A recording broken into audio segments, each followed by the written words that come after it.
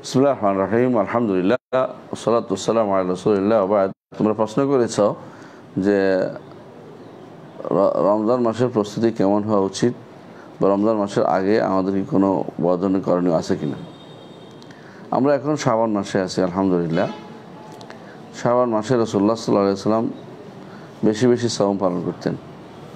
তো জিজ্ঞাসা করা হয়েছে, ইয়া রাসূলুল্লাহ, আপনি বেশি বেশি এই মাসে সাওম কেন পালন করেন? তখন তিনি বলেছেন যে মানুষ এই মাসটাকে ইবাদত করতে ভুলে যায়। কারণ রজব মাসে ইবাদত করে, তাদের মধ্যে আবার কেউ ইবাদত করে রমজানেতে ইবাদত করেই, মাঝখানে শাবানকে ভুলে যায় বলে আমি এটাকে বেশি বেশি ইবাদত করি। রাসূলুল্লাহ সাল্লাল্লাহু আলাইহি ওয়াসাল্লাম এই মাসে বেশি সাওম পালন করতেন এবং এই মাসকে আবার অন্যদিক থেকে শাহরুল কোররা বলা হয়। কারীরা যারা কোরআন খতম করেন সারা বছর, তারা এই মাসে খতম করে নতুন করে শুরু করে, রমজান মাসে নতুন করে শুরু করে। এই জন্য এটা দ্বারা অনেকে এইভাবে উদ্দেশ্য নিয়েছেন এটা যে রমাদান মাস সামনে আছে, আমাদেরকে রমাদান মাসের জন্য প্রস্তুতি নিতে হবে। প্রস্তুতি কিভাবে নিতে হবে? রাসূলুল্লাহ সাল্লাল্লাহু আলাইহি ওয়াসাল্লাম তিনি শাবান মাস শেষের দিকে আসলে বলতেন যে কাদ আযাল্লাকুম শাহর, তোমাদের সামনে একটি মাস আসছে, যে মাসে এই ফজিলত আছে, তোমরা সুতরাং তার জন্য প্রস্তুতি গ্রহণ করো। এটা অর্থ প্রস্তুতি গ্রহণ করো আমরা বলছি, এটা আসলে হাদিস শব্দ না, কিন্তু ওটা হলো তোমাদের সামনে সুসংবাদ জানাতেন এটা, যে তোমাদের সামনে একটা মাস আসছে। তো এই মাসের জন্য আলেমরা বলে থাকেন যে এই মাসের জন্য প্রস্তুতি হচ্ছে তওবা ইস্তেগফার। এক নম্বর, যে আগেকার কোনো গুনাহ নিয়ে যেন মাসে আমরা পরিত না হই, কারণ একটি গুনাহ আরেকটি গুনাহকে টেনে আনে। সাধারণত গুনাহের কারণে মানুষ ইবাদত করা থেকে বঞ্চিত হয়ে যায়। এই জন্য রমাদান মাস যখন আসছে, আমরা দেখতে পাচ্ছি, আমাদের প্রত্যেকের উচিত হবে প্রথমে তওবা ইস্তেগফার করে নিজের অন্তরটাকে কলুষিত মন মানসিকতা থেকে মুক্ত করা, কলুষতা থেকে মুক্ত করা। কারণ আরবরা বলে থাকে আত্তাখলিয়া কাবলা তাহলিয়া, কোনো কিছু নেয়ার আগে যা আছে ময়লা সেগুলো দূর করতে হবে। সেই হিসাবে রমাদান মাসের ফজিলত পেতে হলে আগে থেকে তওবা ইস্তেগফার করতে হবে এবং যদি কোনো খারাপ অভ্যাস থাকে, কোনো খারাপ গুনাহ থাকে, যেগুলি পরিত্যাগ করার জন্য নিজেকে প্রস্তুত রাখতে হবে যে আমি এগুলি থেকে নিজেকে মুক্ত করব। আর রমাদান মাস আসার আগে থেকেই আল্লাহর সাথে যে সম্পর্ক খারাপ হয়ে গেছে এটাকে যাচাই করে নিতে হবে। অর্থাৎ অনেক সময় একটা বছর সময় পার হয়ে যায়, আমরা ভালো কিছু করতে সমর্থ হই না, সেটা যেন করি। আত্মীয়তার সম্পর্ক যেন বজায় রাখি, পিতা মাতার সাথে যদি থাকে তাদের সাথে সম্পর্কটা যেন ঝালাই করে নেই। যে সমস্ত আত্মীয়র সাথে আমাদের সম্পর্ক টানাপড়ন আছে, সেগুলি আমরা যেন নতুন করে ঠিক করে নেই। এটা হচ্ছে রমজান মাসের শাবান মাসের করণীয়, যাতে করে আমরা রমজান মাসে নব উদ্যমে নতুনভাবে একেবারে পিওরভাবে আমরা ইবাদত করতে পারি। তো রমজান মাসের আগে এই মাসে আরেকটি জিনিস হচ্ছে, যেহেতু রাসূলুল্লাহ সাল্লাল্লাহু আলাইহি ওয়াসাল্লাম সাওম পালন করতেন, আমাদের চেষ্টা করা উচিত কিছু সাওম পালন করে। সাওম পালনের উদ্দেশ্য মূলত এটা হতে পারে যে তাওয়িদ অভ্যাস করে নেয়, যাতে হঠাৎ করে কষ্ট না হয়ে যায়। আয়েশা রাদিয়াল্লাহু আনহা বলেন রাসূলুল্লাহ সাল্লাল্লাহু আলাইহি ওয়াসাল্লাম মাসে বেশি সাওম পালন করতেন। তো আমি এই জন্য ওই সময় আমার ভাঙা রোজাগুলো আমি শেষ করতাম। এর অর্থ হচ্ছে কোনো নারীর যদি কোনো রোজা ভঙ্গ থাকে, তো সে যেন এই মাসে রোজাগুলো শেষ করে নেয়, কারণ নতুন করে যেন রমজান মাসের জন্য আবার যেন তার কাছে জমা না হয়ে যায়। আর আমরা বলে থাকেন যে এক বছরের মধ্যে ভাঙ্গা রোজাগুলো শেষ করাই হচ্ছে নিয়ম। সাধারণ নিয়ম হচ্ছে এক বছরের ভিতরে যার যত ফরজ শ্রম ছুটে গেছে এর আগে, সেগুলো যেন সে কমপ্লিট করে নেয়। তো এটা একটা ভালো কাজ, আলহামদুলিল্লাহ। এই মাসে এই কাজটায় খুব বেশি গুরুত্বের সাথে দিতে হবে, বিশেষ করে সাওম পালন করা, এটা রাসূলুল্লাহ সাল্লাল্লাহু আলাইহি ওয়াসাল্লাম করেছেন। এই মাসের ভিতরে মানুষ যেটা করে সেটা আমরা করব না, অর্থাৎ শাবান মাসের 15 তারিখ এটাকে পালন করার পরে হাদিসগুলো দুর্বল, এটা আমল করার কোনো প্রয়োজন নেই। আর শবে বরাত বলতে এই মাসে কোনো কিছু নাই, এটা সম্পূর্ণ মিথ্যা কথা। শবে বরাত আছে রমজান মাসের লাইলাতুল কাদর, যেটা সেটাই শবে বরাত, সেটাই ভাগ্যের রজনী। লাইলাতুল কাদর যেটা, এটাই লাইলাতুল উর্দু ফার্সিতে বরাত অর্থ ভাগ্য, আরবিতে কাদর অর্থ ভাগ্য। এর অর্থ হচ্ছে তাকদির, যেটা নির্ধারিত এটাই ইন্না আনজালনাহু ফি লাইলাতিন মুবারাকা সূরা দুখানে যেটা বলা হয়েছে, এবং ইন্না আনজালনাহু ফি লাইলাতিল কদর সূরা কদর যেটা বলা হয়েছে একই জিনিস একই রাত্রি। এর বাইরে সমস্ত তাফসির আসছে, যেমন ইকরামা থেকে বর্ণিত হয়েছে, বলা হয় তাকে ইকরামা একজন তাবেঈ, তার থেকে বর্ণিত হয়েছে। এই তাফসির গ্রহণযোগ্য না, কারণ ইকরামা তিনি কিছু কিছু বর্ণনা ইসরায়েলি বর্ণনা থেকে নিতেন। কারণ লোকমান ইবনে আমির সহ ইসরায়েলের যারা ইয়াতে ছিল, মিশর সিরিয়াতে ছিল, তারা কিছু কিছু এই রাত্রি পালন করতো। দেখা গেছে এই রাত্রি পালন করা মক্কা মদিনা বাসে কখনো করে না, হিজাজে ছিল না বা ইরাকেও ছিল না। তো জিজ্ঞাসা করে তোমরা এগুলি কেন পালন করতেছ? বলছে আমরা দেখছি সিরিয়াবাসীরা সেটা করে। তো সিরিয়াবাসী ইতিপূর্বে ছিল আহলে কিতাব থাকার কারণ তারা সেটা করতো, এই জন্য তাদের পরবর্তী জেনারেশন সেটা করেছে, এটাই স্বাভাবিক জিনিস। কিন্তু আমরা তো আহলে কিতাবদের আবাদ করি না, আমরা আহলে কিতাবদের দেখানো আবাদ করি না, আমরা কোরআন এবং সুন্নাহয় থাকা এবং রাসূলুল্লাহ সাল্লাল্লাহু আলাইহি ওয়াসাল্লামের আদর্শ অনুসারে আমরা আবাদ করে থাকি। এটা হচ্ছে এই জন্য আমরা বলি যে এই মাসে মানে শবে বরাত বলে কোনো কিছু পালন করা যাবে না। লাইলাতুন নিসফি মিন শাবান, শাবানের মধ্যরাত্রি সম্পর্কে যে সমস্ত হাদিসগুলো আসছে এগুলোর মধ্যে আমল করতে বলা হয়নি, বিশুদ্ধ যেগুলো আসছে এগুলো আমল করতে বলা হয় নাই।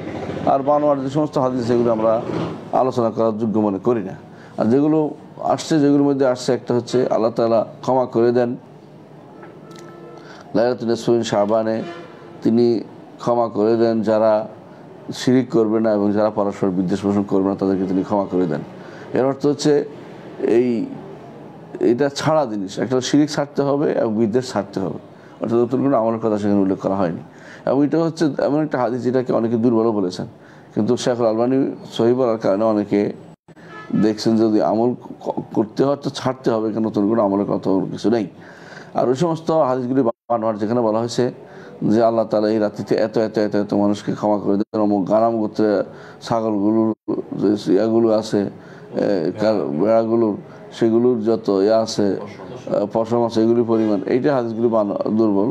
আরেকটা আছে বানোয়ার, যেটা হচ্ছে 1000 রাত তোমরা যখন এরকম রাত হবে রাতের বেলা সালাদ করে দিনের বেলা শ্রম পালন করবে, এটি বানোয়াট। এগুলোর উপরে আমল করার কোনো সুযোগ নেই। তাহলে আমরা দেখতে পাচ্ছি কিছু জিনিস ছাড়ার কথা বলা হচ্ছে। এবং সাধারণত এটা আরেকটা জিনিস আপনারা দেখেন, এটা প্রতি বৃহস্পতিবারে এই হাদিসটা আছে, প্রতি বৃহস্পতিবারেই আল্লাহর কাছে আমলনামা আমাদের পেশ করা হয়। আল্লাহ তাআলা তখন মুশরিক ও মুশাহিন এই দুই গোষ্ঠীকে আল্লাহ তাআলা ক্ষমা থেকে দূরে রাখেন। তো ঠিক আল্লাহ তাআলার কাছে আমলনামা পেশ করা প্রতি সপ্তাহে যেমন আমলনামা পেশ করা হয়, প্রতি বছরে একবার আমলনামা পেশ করা হয়। তো সপ্তাহে আমলনামা পেশ করা বৃহস্পতিবার, আর বছরে সেটা 15ই শাবানের মধ্যরাত্রিতে। আমরা যেমন বৃহস্পতিবার অতিরিক্ত কোনো আমল করি না, তেমনিভাবে শাবানের মধ্যরাত্রিতে অতিরিক্ত কোনো আমল করি না। এখন যদি কোনো কেউ মধ্যরাত্রি না পরে 3 দিনের কথা বলেছে, অর্থাৎ 11, 12, 13, 14, 15 বেদে নফল সওম হিসেবে কারো অন্য সময় সওম পালনের অভ্যাস থাকে, তিনি এই সময় সওম পালন করতে পারবেন, এতে কোনো সমস্যা নেই। কিন্তু নির্ধারণ করে আলাদাভাবে লাইলাতুন নিসফি মিন শাবান অর্থাৎ 14 তারিখের রাতে অথবা 14 তারিখের দিনগত রাতে, এটা আসলেই নির্ধারণ করা, এটাকে এই আবাদত করা যে নির্ধারণ করা এবং পরের দিন সওম পালন করা, এটা বেদাত হবে। কারণ রাসূলুল্লাহ সাল্লাল্লাহু আলাইহি ওয়াসাল্লাম এমন কিছু আমাদেরকে জানিয়ে দেননি এবং তিনি করতে আমাদেরকে বলেননি। যে সমস্ত বর্ণনা আসছে এগুলো শুদ্ধ না, এবং একেবারে শুদ্ধ হলে এটা দুর্বলের কথা ছিল, এগুলি বানোয়াট। সুতরাং এই সমস্ত কোনোটার উপরে আমল করা যাবে না।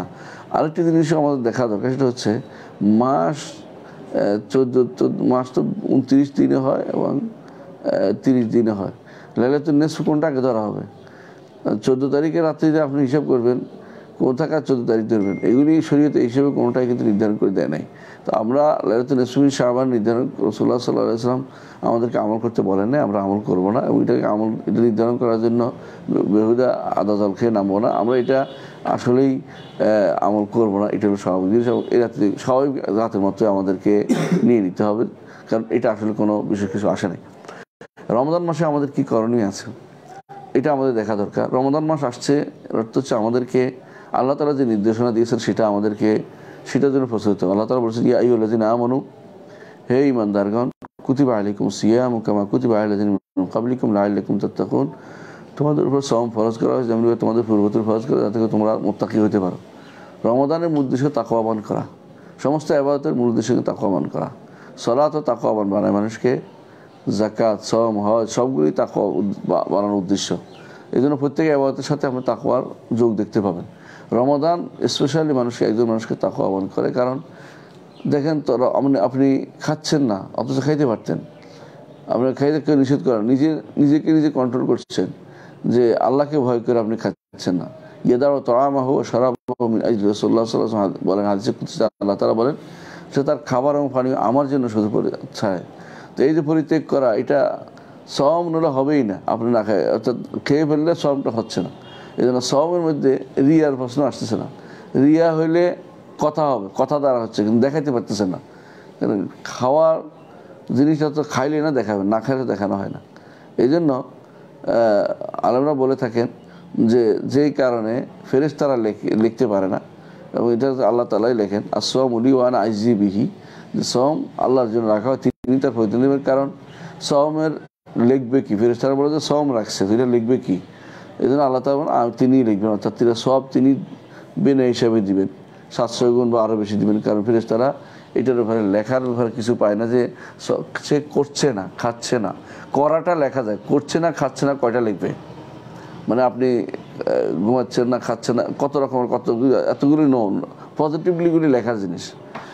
তো ফেরেশতারা বলে আমরা কি লিখবো, আল্লাহ তোমাদের লিখতে হবে না, আসওয়ামু লি ওয়া আনা আজজি বিহি, সওম আমার জন্য রাখা, আমি সেটার যাজা দেবো, তিনি সেটা দিবেন। এবং সেটা কি দিবেন তিনি বলেও দিয়েছেন যে রাইয়ান যে দরজা, সেটা দিয়ে তিনি জান্নাতে যাওয়ার জন্য ব্যবস্থাপনা করে দিবেন। সুতরাং সওমের যে আলাদা ফজিলত সেটার ব্যাপারে হাদিসও আছে অনেক, সেটা আপনারা পড়বেন। বিশেষ করে রমজান মাস যেন আমাদের সুন্দরভাবে কাটে, এই জন্য দুইটা বইয়ের প্রতি আমি আপনাদের দৃষ্টি আকর্ষণ করছি। প্রথম বইটি শেখ মোহাম্মদ সালেহ আল উসাইমিনের রমজান মাসে 30 আসর, রমজান মাসের 30 আসর। বইটি অনুবাদ এবং সম্পাদনার মাধ্যমে আমরা islamhouse.com দিয়েছি, এবং বাইরেও আমাদের এত আছে, সবুজ পত্র তো ছাপা হয়েছে, সেখান থেকে আপনারা কিনতে পারেন। আর দ্বিতীয় বইটা হচ্ছে রমজান মাসের সঙ্গে দ্বিতীয় বইটা, যাতে আমরা রমজান মাস নিয়ে আলোচনা করেছি। উমদাতুল আহকাম আমার একটা গ্রন্থ আছে, এর মধ্যে রমজান মাসের একটা চ্যাপ্টার আছে, এটাও পড়তে পারেন। যে সমস্ত বিষয় নিয়ে মতভেদ আছে, মতভেদগুলি সেখানে বড়গুলি মতভেদগুলি তুলে ধরা হয়েছে, সে মতভেদপূর্ণ জিনিসটা তুলে ধরা হয়েছে। তো উমদাতুল আহকামের এই বইটাও আপনারা সংগ্রহ করতে পারেন, এটা সবুজ পত্র থেকে প্রকাশিত হয়েছে। এর মধ্যে যে সমস্ত মশলা নিয়ে আজ মতভেদ চলছে, বিশেষ করে চাঁদ নিয়ে বা এই জাতীয় অন্যান্য মশলা, এগুলো বিস্তারিত আলোচনা করা হয়েছে, যে কখন সওম শুরু করবে কখন করবে না, বিস্তারিত মশলা সেখান থেকে আমাদেরকে জেনে নিতে হবে। রমাদান মাস একজন মানুষের জীবনের জন্য একটা উপহার, এটা ভাগ্যের ব্যাপার, তাকদীরের ব্যাপার।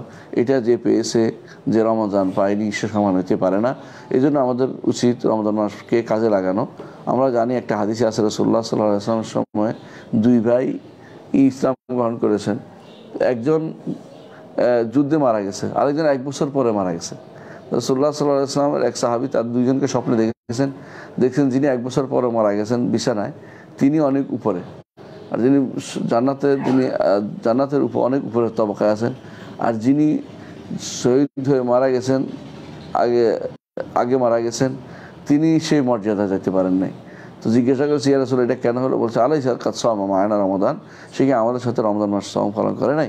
এর অর্থ তার মর্যাদা এই জন্য বর্ধিত হয়েছে। একজন মানুষ রমজান মাস পাওয়ার অর্থ হচ্ছে আল্লাহ তাকে বিশেষ সুযোগ দিয়েছে, সুযোগ যেন কাজে লাগায়, এবং সে যেন পুরো সময়টা বরং এমন কাটা যাতে করে 3টা জিনিস পরিত্যাগ করা, যেটা বলা হয়েছে সেটা কি মাল্লাম ইয়াদা কাউলা জুর ওয়াল আমালা বিহি ওয়াল জাহালা। একটা হচ্ছে সে মিথ্যা কথা ছাড়বে, মিথ্যা কাজ ছাড়বে, এবং জাহাল মূর্খতা ছাড়বে। মূর্খতা হলো কেউ তাকে গালি দিলেও সে গালি দিবে না, বরং সে বলবে ইন্নিমরুন সায়েম, আমি সওম পালনকারী, আমি সওম পালনকারী, নিজেকে সব প্রবোধ দিবে, আরেকজনকেও মনে করিয়ে দিবে। দুটাই উদ্দেশ্য, যে সে গালিগালাজ করলো, আমি গালিগালাজ করবো না, আমি নিজেকে বলছি, এবং তাকেও জানিয়ে দিলাম যে আমি কিন্তু সওম পালন করছি, আমার দোয়া কবুলও হয়ে যেতে পারে, আমি তোমার বিরুদ্ধে বদদোয়া করবো না, তুমি সাবধান হও, এটা হতে পারে।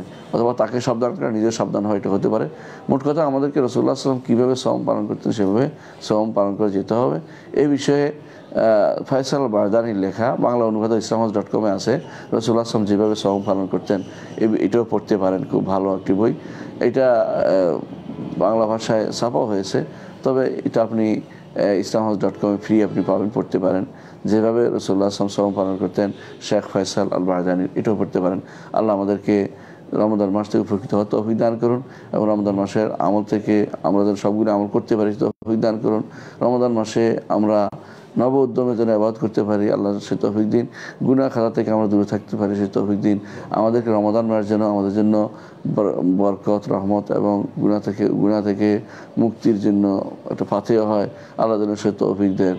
এ কথাই বলছি। আসসালামু আলাইকুম ওয়া রাহমাতুল্লাহি ওয়া বারাকাতুহু।